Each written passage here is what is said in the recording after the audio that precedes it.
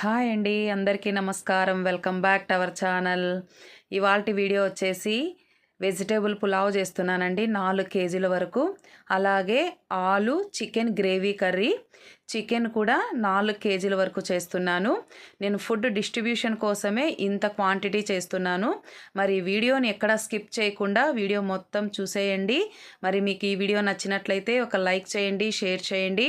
అలాగే కొత్తగా ఎవరైనా ఛానల్ చూస్తుంటే సబ్స్క్రైబ్ కూడా చేయండి. మరి ఇక్కడ నేను పులావ్ కోసము అలాగే కర్రీ కోసము వెజిటేబుల్స్ అన్నీ కట్ చేసుకుంటున్నాను. కట్ చేయడం కూడా అయిపోయింది. ఇక ఇప్పుడు ఒక గిన్నె తీసుకొని ఇందులోకే ఆయిల్ వేసేసాను. అది హీట్ అవ్వగానే హోల్ గరం మసాలా దినుసులన్నీ కూడా వేసేసాను. ఇవి వేగుతున్నప్పుడే ఇందులోకి సన్నగా కట్ చేసుకున్నటువంటి ఆనియన్స్ ముక్కల్ని కూడా వేస్తున్నాను. 4 కేజీల పులావ్ కోసము నేను ఒక హాఫ్ కేజీ వరకు ఎర్రగడ్డలన్నీ చిన్న ముక్కలుగా కట్ చేసి వేశాను. ఇందులోకే పచ్చిమిర్చి చీలికలు కూడా ఒక 10 వరకు కట్ చేసి వేశాను నేను.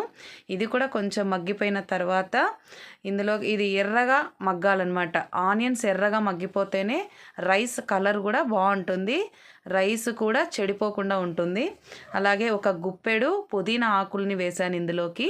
అది మగ్గిన తర్వాత అల్లం వెల్లుల్లి పేస్టు ఒక 4 స్పూన్ల వరకు, పెద్ద స్పూన్లు 4 స్పూన్ల వరకు వేశాను.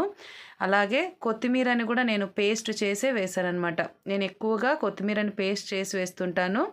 అలా వేయడం వల్ల రైస్ అనేది కలరు బాగుంటుంది, ఫ్లేవర్ కూడా బాగుంటుంది. ఒకసారి ఇలా ట్రై చేయండి మీరు కూడా. ఇక ఇది కూడా కొంచెం పచ్చివాసన పోయే వరకు మగ్గించుకున్న తర్వాత నేను ఇందాక కట్ చేసి పెట్టుకున్నటువంటి వెజిటేబుల్స్ అన్నీ కూడా వేసేస్తున్నాను. నేనైతే బీన్స్, ఆలు, క్యారెట్ ఇవి మాత్రం వేశాను. మన దగ్గర ఇంకా ఏవైనా ఉంటే కూడా మనము వేసుకోవచ్చు, బాగుంటుంది పులావు. నేనైతే ఈ 3 అవైలబుల్ ఉంటే వేశాను. ఇవి ఆయిల్లో అలాగే మసాలాలో కాసేపు మనం మగ్గించుకోవాలన్నమాట. ఆయిల్లో మగ్గితే టేస్ట్ బాగుంటుంది. ఇప్పుడు చూడండి, ఒక 50% వరకు మగ్గిపోతే సరిపోతుంది. తర్వాత ఎలాగో మనము రైస్ వండినప్పుడు అందులో మగ్గిపోతాయి వెజిటేబుల్స్. ఇప్పుడు 50% వరకే మగ్గించుకున్నాను నేను. ఇంకా అవన్నీ మగ్గిపోయాయి కాబట్టి ఎసురు కూడా వేస్తున్నాను నేను 4 కేజీలు అన్నాను కదా, 4 చెంబులు బియ్యము తీసుకున్నా. వాటికి మనం సరేసరంటే 8 చెంబులు తీసుకోవాలి. కానీ నేను 7 చెంబుల వరకే వేశాను. ఒక చెంబు పట్టుకొని వేశాను. ఎందుకంటే ఎక్కువ క్వాంటిటీ చేసేటప్పుడు మనము వాటర్ అనేది పట్టుకొని వేయాలి. అప్పుడే పొడి పొడిగా చాలా బాగా వస్తుంది రైస్. నేను అలాగానే వేశాను 7 చెంబులు. అందులోకి ఉప్పును కూడా మనము చూసుకొని వేసుకోవాలి.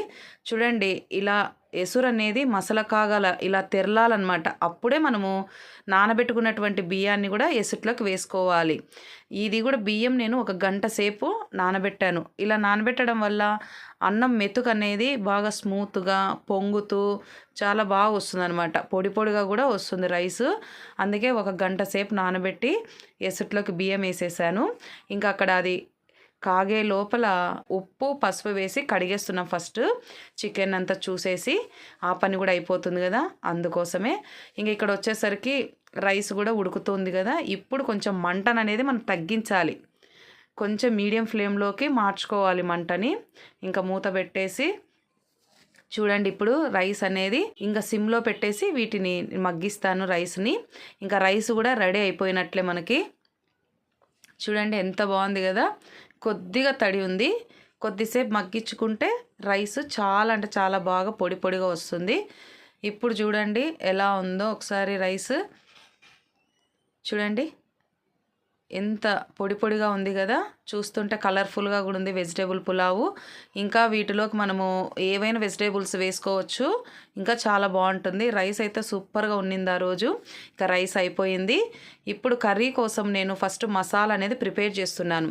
అందులోకి 1 స్పూన్ వరకు ఆయిల్ వేసేసి ఒక పెద్ద స్పూను సోంపు వేశాను. ఈ కర్రీలోకి సోంపు, జీలకర్ర వేయడం వల్ల కూడా టేస్ట్ చాలా బాగుంటుంది. సోంపు 1 స్పూను, జీలకర్ర 1 స్పూన్ వేశాను. ఇప్పుడు ఇందులోకే నేను ఆనియన్స్ అనేది 1 కేజీ వరకు చిన్న చిన్న ఆనియన్స్ అన్ని తీసుకొని కట్ చేసి వేసాను. ఇవి కూడా 1 కేజీ వరకు వేసుకుంటున్నాను నేను. ఇది ఎంత పేస్ట్ చేయడానికి ఫస్ట్ ఆయిల్లో మగ్గిస్తున్నాను ఆనియన్స్. ఇలా ఒకసారి ట్రై చేయండి. కర్రీ అనేది చాలా బాగుంటుంది, గ్రేవీ కూడా మంచి టేస్ట్ వస్తుంది. ఇప్పుడు సోంపు, జీలకర్ర, ఆనియన్స్ వేసాను కదా, 1 కేజీ వరకు వేసాను. ఇవి సిమ్లో పెట్టుకొని వీటిని మనము వేయించుకోవాలి. ఇక ఒక దోసెడు వరకు నేను కటింగ్ ఉన్నటువంటి జీడిపప్పు కూడా వేసాను. కొత్తిమీర కూడా కొద్దిగా వేసేసి కాడలతో సహా కూడా వేసేయచ్చు కొత్తిమీరని. ఇవన్నీ కూడా మగ్గించుకొని పక్కన తీసేసాను నేను. ఇంకా అవి అయిపోతానే ఇంకా కొద్దిగా 1 స్పూన్ వరకు ఆయిల్ వేసేసి ఒక 1/2 కేజీ వరకు టమాటా ముక్కల్ని కూడా మగ్గించాను బాగా. చూడండి ఎలా మగ్గిపోయాయో.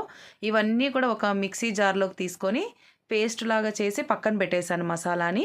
కర్రీ కోసం ఒక గిన్నె తీసుకొని అందులోకి ఆయిల్ వేసేసి ఫస్ట్ మనము ఆలు అన్నీ కట్ చేసాం కదా, ఉర్లగడ్డలు ముక్కలుగా పెద్ద పెద్ద ముక్కలే కట్ చేసుకున్నాను నేను. ఇవి చికెన్ గ్రేవీ కర్రీలోకి ఇవన్నీ కూడా ఫస్ట్ ఆయిల్లో మగ్గిచ్చేసి ఒక 50% వరకు ఇంకా పక్కకు తీసేస్తున్నాను. ఇవన్నీ కూడా చాలా బాగుంటుంది.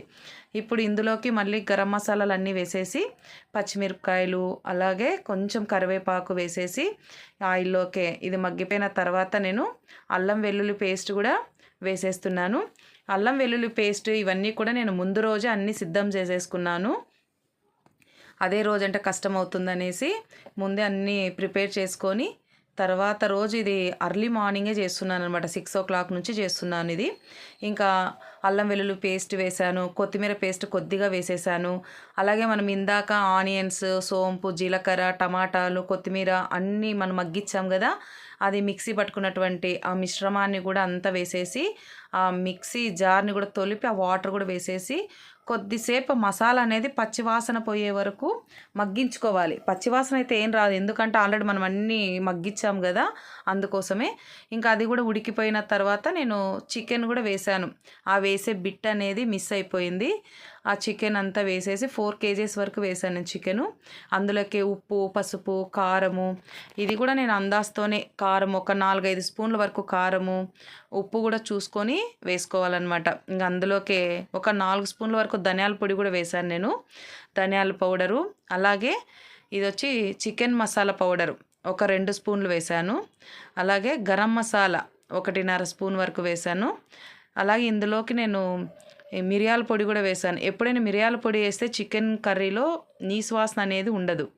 ఇంకా అలాగే కొబ్బరి ఒక గుప్పెడంతా కొబ్బరి పొడి కూడా వేసేసి మనకు ఎసురు ఎంత అవసరం అవుతుందో మన గ్రేవీ అంత వాటర్ వేసేసుకొని ఒకసారి అంతా కలిపేసి నేను మూత పెట్టి ఉడికిచ్చేస్తున్నాను. కారం అయితే కొంచెం కలర్ తక్కువ ఉంది కాబట్టి మీకు అలా కనిపిస్తుంది వీడియోలో. కారం అయితే సరిపోయింది. ఇంకా అందులోకే టమాటాలు కూడా ఒక 2-3 టమాటాలు ముక్కలుగా కట్ చేసి వేసాను. చూడండి చికెన్ ఎలా ఉడుకుతుందో. చికెన్ కొంచెం ఉడికిన తర్వాతనే ఆలు వేసాను. అది కూడా ఉడుకుతున్నప్పుడు కస్తూరి మేతి 1 స్పూన్ అంతా తీసుకొని మనం అరచేతిలో వేసి నలిచి వేస్తామంటే ఫ్లేవరు, టేస్ట్ చాలా బాగుంటుంది. కొద్దిగా కొత్తిమీర కూడా వేసేసాయి. చివరిలో కొంచెం ఉడకనిస్తున్నాను. ఇది సండే రోజున మార్నింగే నేను ఇదైతే చేస్తున్నాను. ఫుడ్ అనేది మార్నింగ్ 6 నుంచి స్టార్ట్ చేశాను. 9 కంతా అయిపోయిందండి. 9 నుంచి నేను మళ్ళీ ప్యాకింగ్ చేశాను. ప్యాకింగ్ చేసి పెట్టేసి నేను మళ్ళీ చర్చికి వెళ్ళాము 10 o'clockకి. అప్పుడు తర్వాత 12:30కి నేను చర్చ్ నుంచి వచ్చిన తర్వాతనే ఫుడ్ డిస్ట్రిబ్యూట్ చేశాము. ఎక్కడెక్కడ నేను ఫుడ్ పంచానో ఆ వీడియో కూడా నెక్స్ట్ వీడియోలో అప్లోడ్ చేస్తానండి. ఇప్పటి వరకు వీడియో చూశారు కదా, ఎలా ఉందో కామెంట్ కూడా చేయండి. చికెన్ కర్రీ అయితే రెడీ అయిపోయింది. ఆలు వేసి చికెన్ కర్రీ చేస్తే చాలా అంటే చాలా టేస్టీగా ఉంటుంది.